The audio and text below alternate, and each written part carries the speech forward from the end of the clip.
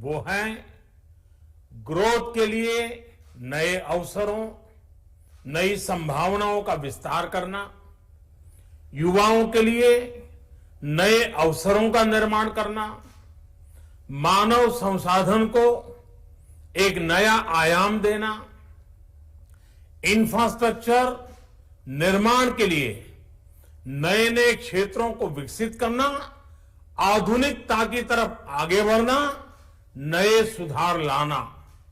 साथियों, नियमों और प्रक्रियाओं को सरल बनाकर आम लोगों के जीवन में ईज ऑफ लिविंग को बढ़ाने पर इस बजट में जोर दिया गया है। ये बजट इंडिविजुअल्स, इन्वेस्टर्स, इंडस्ट्री और साथ ही इंफ्रास्ट्रक्चर सेक्टर में बहुत सकारात्मक बदलाव लाएगा। मैं इसके लिए देश की वित्त मंत्री निर्मला जी को और उनके साथी मंत्री अनुराग जी और उनकी टीम को बहुत बहुत बधाई देता हूं। साथियों, ऐसे बजट देखने को कम ही मिलते हैं जिसमें शुरू के 1-2 घंटों में ही इतने सकारात्मक रिस्पांस आए। कोरोना के चलते कई एक्सपर्ट्स ये मानकर चल रहे थे सरकार आम नागरिकों पर बोझ बढ़ाएगी, लेकिन फिस्कल सस्टेनेबिलिटी के प्रति अपने दायित्वों को ध्यान में रखते हुए सरकार ने बजट साइज बढ़ाने पर जोर दिया। हमारी सरकार ने निरंतर प्रयास किया है कि बजट ट्रांसपेरेंट होना चाहिए। मुझे खुशी है कि आज अनेक विद्वानों ने इस बजट की ट्रांसपेरेंसी की सराहना की है। साथियों, भारत कोरोना की लड़ाई में रिएक्टिव होने के स्थान पर हमेशा ही प्रोएक्टिव रहा है। चाहे वो कोरोना के काल में किए गए रिफॉर्म्स हो या फिर आत्मनिर्भर भारत का संकल्प, इसी प्रोएक्टिवनेस को बढ़ाते हुए आज के बजट में भी रिएक्टिव का नामो निशान नहीं है। साथ ही हम एक्टिव पर, स्टेटस को पर भी अटके नहीं हैं और हमने इस बजट में भी प्रोएक्टिव बजट देकर के देश के सामने प्रोएक्टिव होने का संदेश दिया है। यह बजट उन सेक्टर्स पर विशेष रूप से केंद्रित है जिनसे वेल्थ और वेलनेस दोनों ही तेज गति से बढ़ेंगे, जान भी जहान भी। इसमें एमएसएमईज और इंफ्रास्ट्रक्चर पर विशेष रूप से जोर दिया गया है।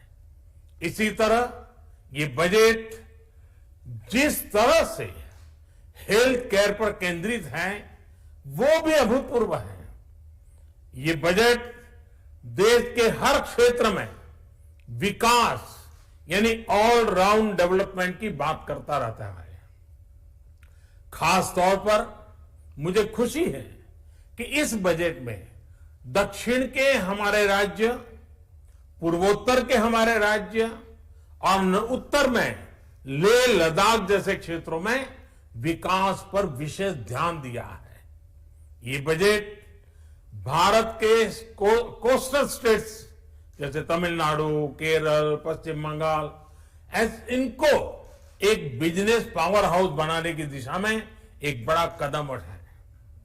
नॉर्थ ईस्ट के राज्य जैसे असम के अनएक्सप्लोर्ड पोटेंशियल को टैप करने में बजट बहुत बड़ी मदद करेगा।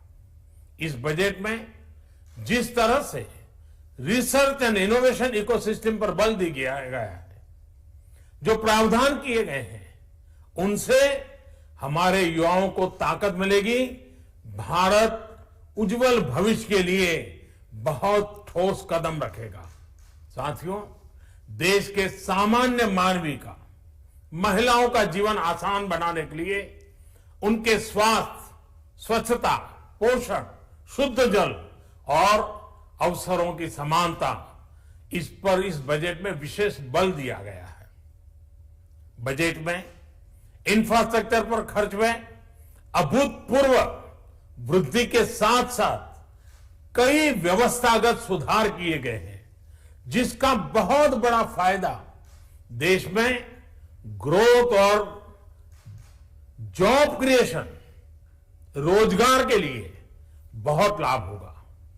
देश में एग्रीकल्चर सेक्टर को मजबूती देने के लिए, किसानों की आय बढ़ाने के लिए इस पर बजट में बहुत जोर दिया गया है, कई प्रावधान किए गए हैं। एग्रीकल्चर सेक्टर में किसानों को और आसानी से और ज्यादा ऋण मिल सकेगा। देश की मंडियों को यानी एपीएमसी को और मजबूत करने के लिए, सशक्त करने के लिए एग्रीकल्चर इंफ्रास्ट्रक्चर फंड से मदद का प्रावधान किया गया है। ये सब निर्णय ये दिखाते हैं कि इस बजट के दिल में गांव है, हमारे किसान है। एमएसएमई सेक्टर को गति देने के लिए, रोजगार के अवसर बढ़ाने के लिए इस बार एमएसएमई सेक्टर का बजट भी पिछले साल की तुलना में 2 गुना से ज्यादा कर दिया गया है। साथियों, ये बजट आत्मनिर्भरता के उस रास्ते को लेकर आगे बढ़ा है जिसमें देश के हर नागरिक की प्रगति शामिल है।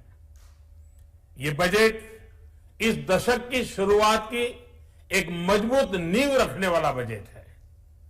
सभी देशवासियों को आत्मनिर्भर भारत के इस महत्वपूर्ण बजट के लिए मैं बहुत बहुत शुभकामनाएं देता हूं।